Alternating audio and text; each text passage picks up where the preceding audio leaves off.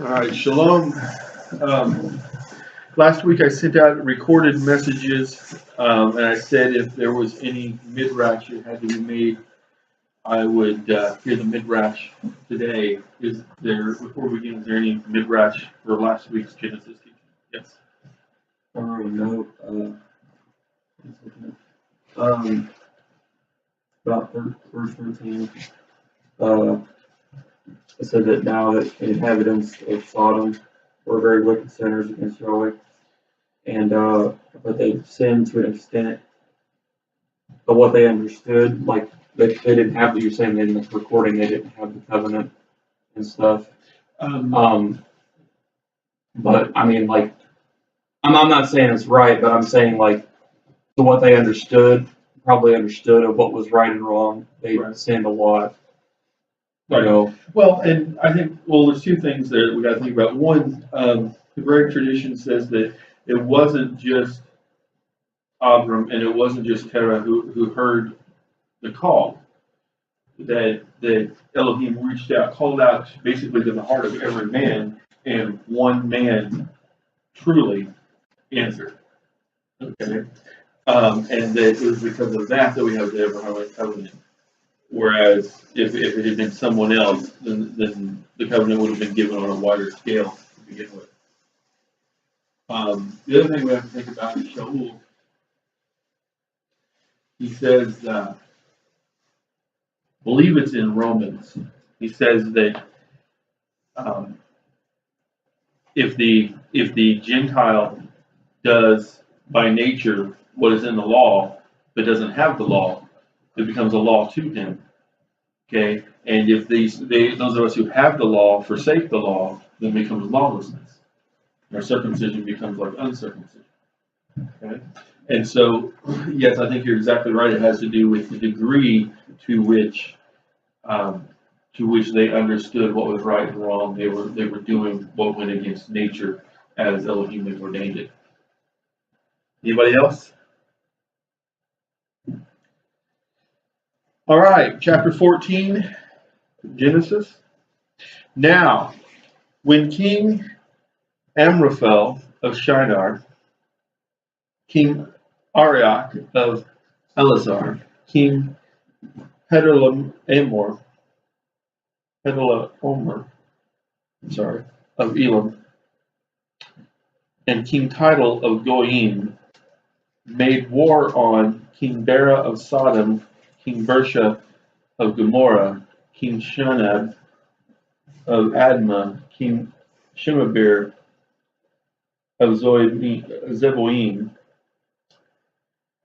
and the king of Bela, which is Zoar. All the latter joined forces in the valley of Siddim, now the Dead Sea. Several things we want to think about there. First off, several of these cities we hear about other places in their city-states, but we hear about them other places in Scripture. We hear about Zoar. We hear about Zeboim. We hear about Sodom and Gomorrah.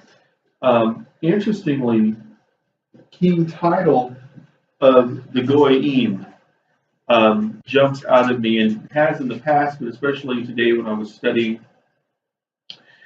Goyim is the same Hebrew word here, same Hebraic term that we use when we talk about anyone who is not in the covenant.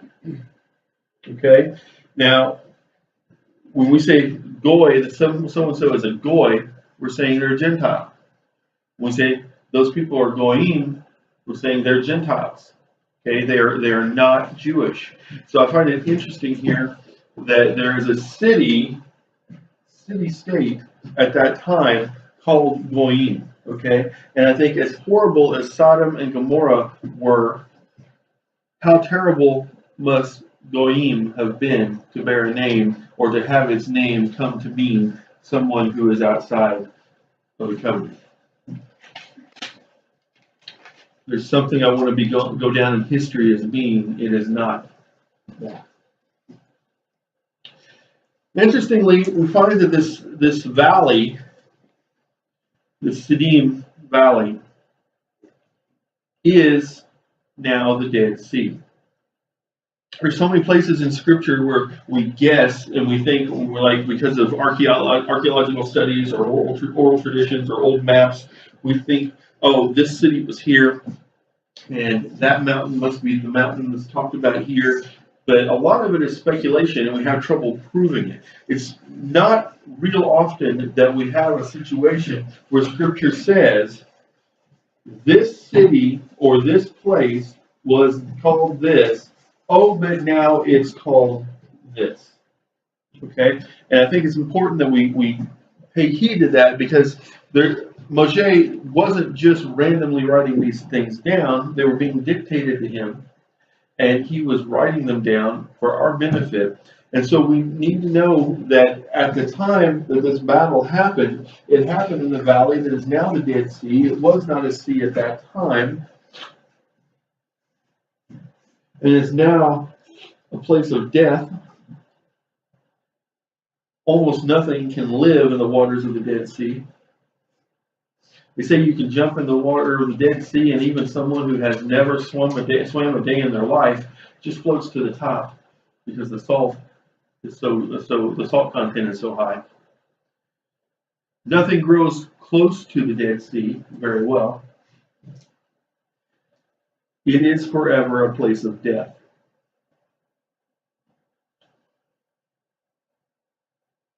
"12 years they served Hedorlaomer, and in the 13th year they rebelled." We've had enough of that. "In the 14th year, Hedorlaomer and the kings who were with him came and defeated the Rephaim at Ashtaroth Karnaim,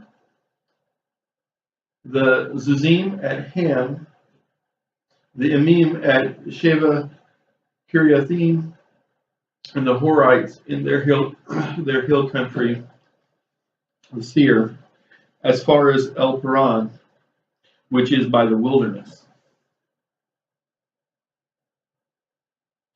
So, Hedorlaomer, we don't know a whole lot about. Okay, there's speculation that he may be this king in history or that king in history, but we actually know very little about him, other than the fact that he had other kings who served under him. So he was a king over kings, something like an early emperor, probably. But these other kings who are rebelling against him, he had reigned over. Apparently he had taken control of them, and for 12 years he really literally lorded it over them. And then they decided they were going to fight a little revolution. In the 14th year, so now we're a year past the beginning of the revolution, Hedorlaomer and the kings who were with him came and, I just read that. On their way back, they came to En-Mishpat, which is Kadesh, and we know where that is, and subdued all the territory of the Amalekites, and also the Amorites who dwelt in Hazazon Tamar. Then the king of Sodom, the king of Gomorrah, the king of Admah, and the king of Zeboim, and the king of Bela, which is Zoar, went forth and engaged them in battle in the valley of Siddim. King Hedorlaomer of Elam, King Tidal of Goyim, King Amraphel of Shinar, and King Arioch of Elasar, 4 kings against those 5.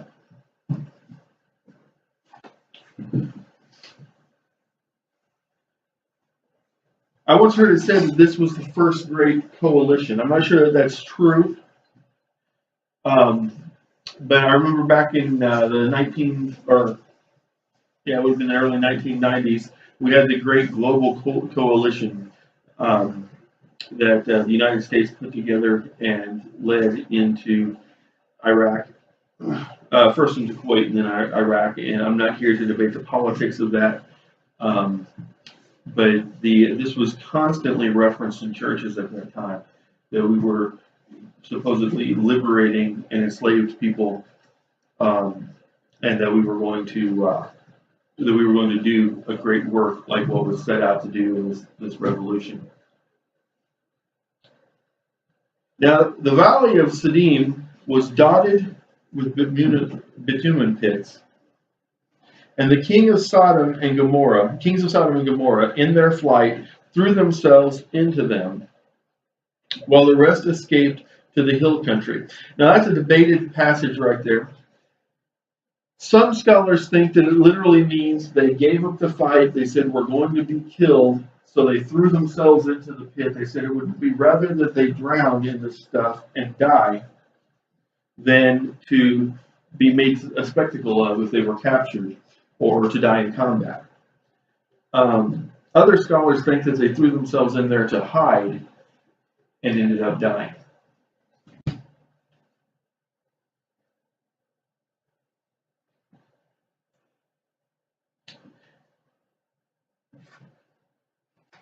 The invaders seized all the wealth of Sodom and Gomorrah and all their possessions and went their way. So the two kings who threw themselves into the pits, for whatever reason, all the wealth of their city-states was taken and carried away. The kings who did not do that, the wealth of their city-states remained. Okay? Now, for those of us who are in any kind of a leadership position, whether it's here in synagogue, whether it's at work, whether it's in head of our family, this is something that we need to carry very close to our hearts and realize, as tempting as it is to give up the fight, and I know it is, as tempting as it is to give up the fight when the chips are down, if we do, it's not just us that loses. When we allow ourselves to be placed, or we place ourselves by through choosing to be married, choosing to have children, or we allow ourselves by being promoted at work to be in a leadership position, when we choose to give up the fight, everyone who follows us loses. Maybe not to the extent that these people did, but they lose. It says they also took Lot. Everybody remembers Lot, Abram's nephew, the son of Abram's brother, and his possessions, and departed, for he had settled in Sodom. Now, it's going to become very important in future weeks.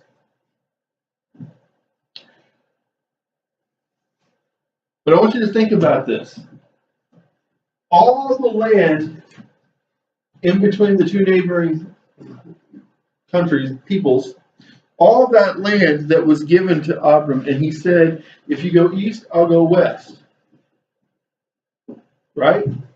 No, north and south. If you go north, you're right. If you go north, I'll go south. If you go south, I'll go north. Instead, I believe it was Lot went east. Okay, and he went down into the valley where Sodom and Gomorrah were, and their neighboring cities. And it says that he looked upon it, and all the land was fertile and rich and good for keeping herds. But where did he settle? He didn't take the inheritance that was given to Abram, that he split with him and said, you take the portion you want. He went down to Sodom. Now, we read a lot of times in Scripture where it says, woe to those who go down to Egypt. Okay? And sometimes we talk about, woe to those who go down to Babylon. Okay? Talking about going down to the worldly places. Going down to the places of worldly strength and worldly wealth and trusting in that. But I think we can also say, woe to those who go down to Sodom. Because had Lot not settled and dwelled in Sodom, had he dwelled in the land that he was gifted by his uncle, had he partaken only of the beautiful inheritance that he had from Elohim, he would not have been in Sodom, and he and his family and their possessions could not have been taken captive. Okay? Woe to those who go down to Sodom. Then it says, a fugitive brought the news to Abram the Hebrew, who was dwelling at the terebinths of Mamre the Amorite, kinsman of Eshcol and Aner, these being Abram's allies. So someone who fled from Sodom came seeking refuge, found Abram and said, hey, you're the uncle of that guy Lot. Lot was a good guy. Remember the scripture calls him righteous Lot? Because he was a good guy. I've heard about you. I've heard you're a great guy, but I hate to give you this bad news, but your nephew has been taken captive by these foreign kings. Now, this is the time when most modern people, I think, would bewail and shake their fist at heaven and say, why did this happen?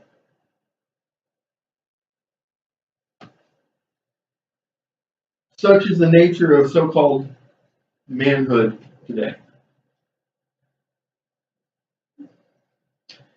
But something different happens with Abram. Abram chooses not to be like the kings of Sodom and Gomorrah. It says, when Abram heard that his kinsmen, that should say a whole lot to us right there, his family, his blood. Today we could say his fellow Jew, although we don't know for sure exactly what Lot believed. He was definitely a Hebrew. When Abram heard that his kinsman had been taken captive, he mustered his retainers. That's a military term. Literally, he called his retainers out and told them to bring their weapons. He brought them into formation, and he didn't have to tell them what to do or how to do it. That tells us something that there's a lot of speculation. Is the Hebrew warrior art of a beer, does it truly go back to Abram, like they say? We don't know. But we do know that Abram had his men well trained in warfare. Because when he blew the shofar or rang the bell or whatever the signal was, they came running with their weapons. And they formed up and they were ready to go. Born into his household. Okay? So these weren't just guys who worked for him. By this time, Abram's a pretty old guy. He's getting up there in years. And he not only has servants who serve him, those servants have been having children and probably grandchildren who have been born into his house and have served him also. And you know what? The fact that it specifically says the ones born into his house tells me that there was a special kind of relationship. You remember the whole, when we talked about later in Torah, and it talks about when you take a bondservant, slave, however you want to translate it, and if he chooses after his time, when he can depart, if he chooses and says, no, I want to stay with you, there's a systematic means by which you bring him into covenant, or her into covenant. And you make them part of the Jewish people, part of Yisrael. Okay? We were not yet called Yisrael at this time. But Abram obviously had brought these men into covenant with the Creator because they were considered a part of his household. And when his kinsman was in danger, they didn't hesitate to muster. It says, numbering 318, and went in pursuit as far as Dan.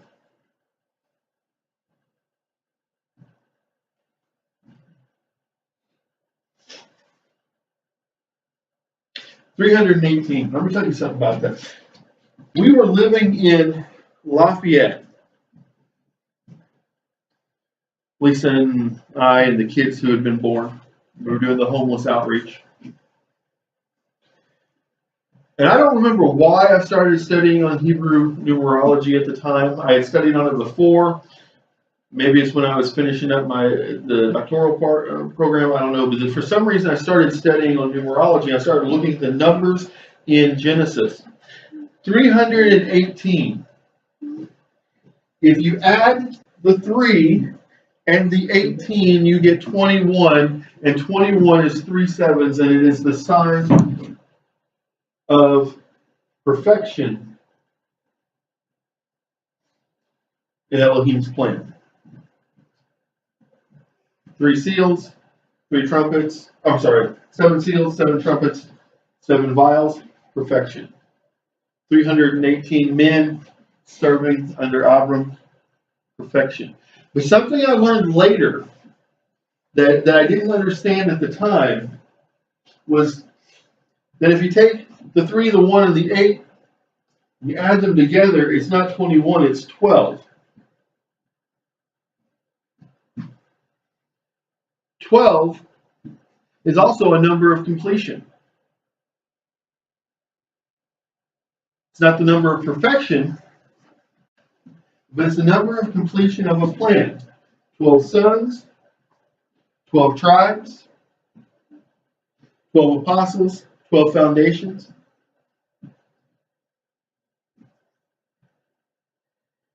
I tell you all the time that nothing in the word of Elohim is accidental.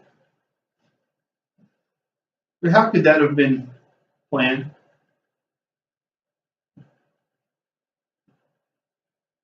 For the numerology, way back here in Genesis 14, to add up to the numerology in the middle of Revelation,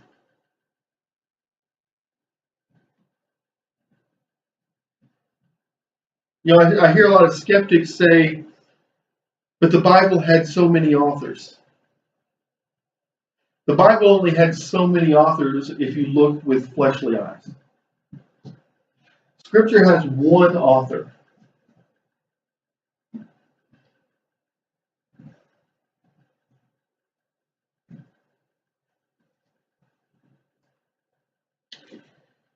At night, he and his servants deployed against them and defeated them, and he pursued them as far as Hobah, which is north of Damascus. He brought back all the possessions. He also brought back his kinsman Lot and his possessions and the women and the rest of the people. When he returned from defeating Chedorlaomer and the kings with him, the king of Sodom came out to meet him in the valley of Sheba, which is the valley of the king. Now this gets into a lot of hair splitting doctrinally, and I don't really care where you stand on it.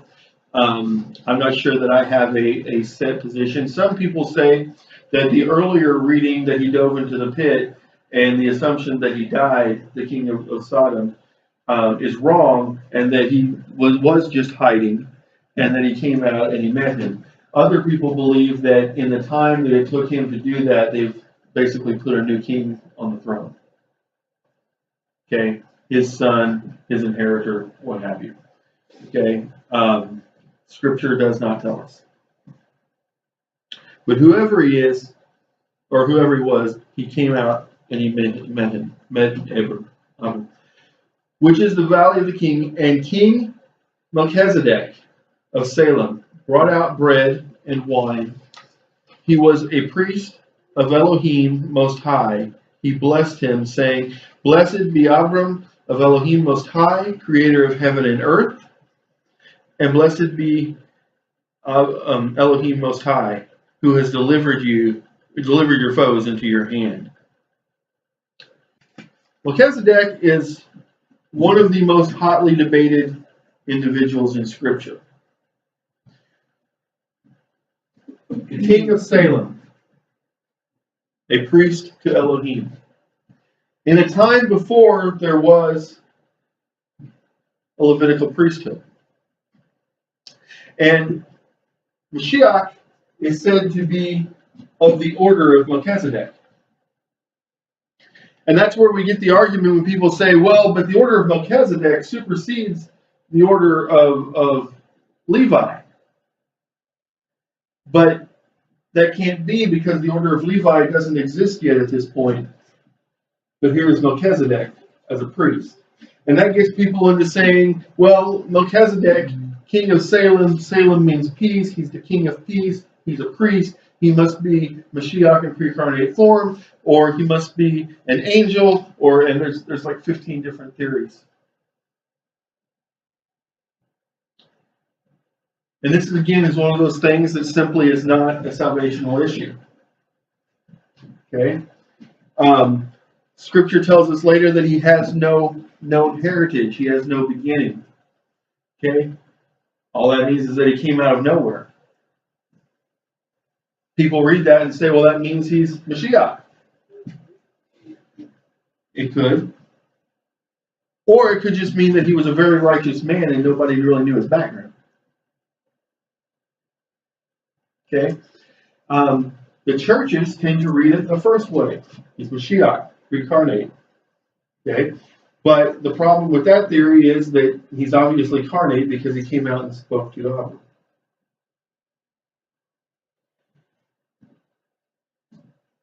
More traditional Jews, those non-Messianic Jews, read it as they simply don't know where he came from.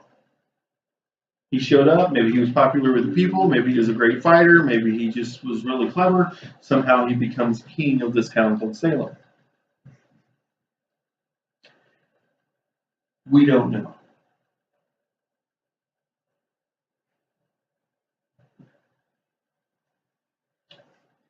But he blessed Abram on behalf of Elohim, and then he blessed Elohim for what he had done. It says, and Abram gave him a tenth of everything. This is the beginning of tithing, folks. At least the first reference to it. Then the king of Sodom said to Abram, give me the persons and take the possessions for yourself. In other words, he says, all of these people who were taken captive, they're my responsibility. Nice of him to figure that out now. He says, you keep all of their belongings, but give them back to me, and I'll take them back to Sodom, and I'll take care of them. He's trying to rectify what he did wrong. Because by rights, Abram could have said, no, you know what, they're going to serve me, they're going to work off their debt because I've saved their lives, I'm going to keep their possessions, you can have them back in however many years. That's how things were done back then. And now we see something that begins to really set Abram and his followers apart from all of these kings.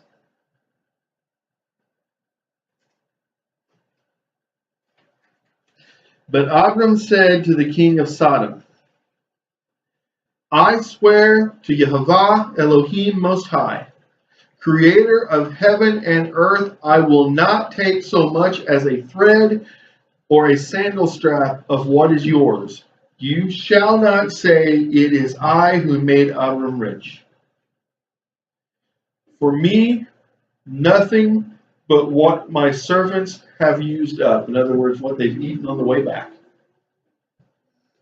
And if they shot arrows and they need new arrows, give them material for their arrows. Whatever it cost my servants to fight this battle and bring you home, your people home, that's what I'll charge you.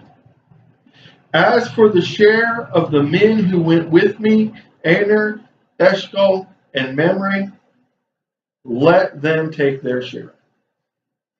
So he says, I'm going to be more righteous than to take what is yours. But I can't speak for these guys. Okay, they're not bound by my covenant with the Creator. They're just my allies. So I'm setting an example, but I'm not going to speak for them. What they've earned, they can take. But what I've earned, I'm giving back to you. And it becomes the model for us over the ages. Do we have a midrash?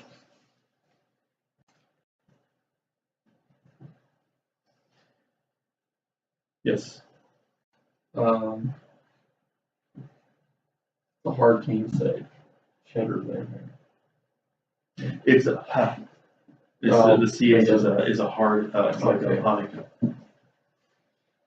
Cheddar's about the closest word I can think. I'm trying not to laugh when you kept saying cheddar as I was thinking of the cheese.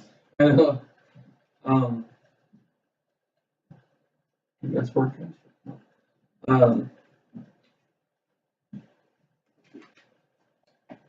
I just, I think this is really interesting chapter. And, it kind of makes sense to me that makes more sense. I don't know, it's hard to say whether or not, you know, that King of Sodom was the same one, if he died in the pit and stuff. But it kind of makes more sense to me that he probably did die. And this is a successor that's like trying to make things right.